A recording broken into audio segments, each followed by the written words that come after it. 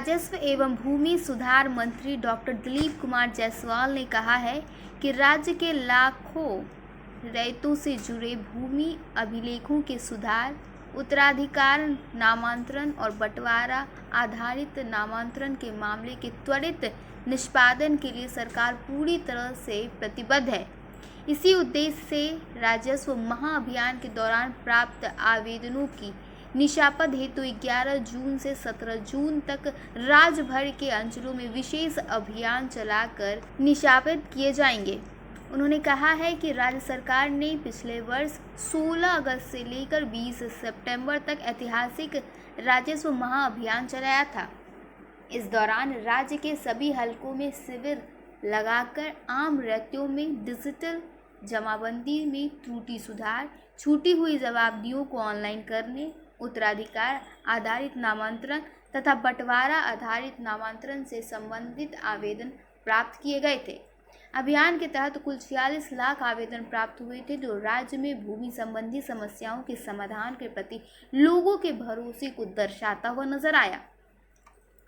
उन्होंने कहा है कि अभियान के अगले चरण में इन सभी आवेदनों की स्कैनिंग, संबंधित पोर्टलों पर अपलोडिंग के बाद अभियान चलाकर समयबद्ध निष्पादन की कार्रवाई की जानी थी। विभाग द्वारा इसके लिए समय समय पर विस्तृत दिशा निर्देश जारी किए गए थे तथा 31 मार्च तक सभी आवेदनों के निष्पादन का लक्ष्य निर्धारित किया गया था। इसके बावजूद कई जिलों में कार्य को गति नहीं मिल पाया। उन्होंने बताया कि विभाग को प्राप्त उद्यन प्रतिवेदन के अनुसार महाअभियान के तहत प्राप्त आवेदनों में से अब तक 81.91% आवेदनों की स्कैनिंग की जा रही है, जबकि मात्र 26.43% आवेदन ही संबंधित पोर्टलों पर अपलोड किए गए हैं।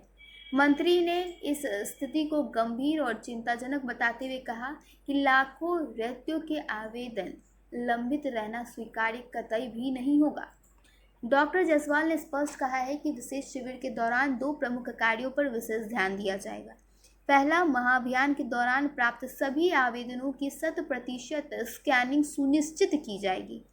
दूसरा, सभी आवेदनों को संबंधित पोर्टलों पर 100% अपलोड किया जाएगा। इसके उपरांत तीसरे चरण में आवेदनों का यथासंभव त्वरित निष्पादन सुनिश्चित किया जाएगा ताकि लोगों को भूमि संबंधी मामलों में अनावश्यक प्रतीक्षा न करनी पड़े।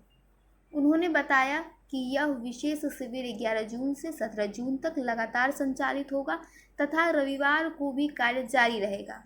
सभी अंचलों को निर्देश दिया गया है कि उपलब्ध मानव संसाधनों का अधिकतम उपयोग करते हुए लंबित कार्यों का निपटारा किया जाए।